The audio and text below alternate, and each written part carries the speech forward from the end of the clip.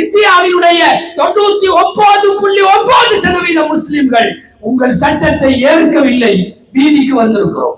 உங்களுக்கு ஒரு சந்தேகம் வரலாம், கவர்மெண்ட் அவங்க கையில, அதிகாரம் அவங்க கையில, ராணுவம் அவங்க கையில, சட்டம் இயற்றுவதும் அதை செயல்படுத்துவதும் அவங்க கையில. நாம இந்த மாதிரி உக்கடத்துல ஒண்ணு கூட்டிட்ட மட்டும் சட்டம் வாபஸ் ஆயிருமான்னு நீங்க நினைக்கலாம்.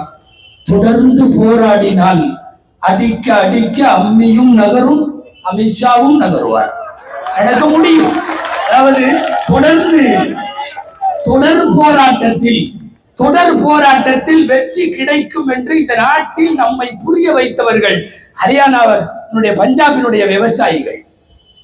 எப்படி போராடினான்னு உங்களுக்கு தெரியும். வருஷ கணக்கில் போராடினா.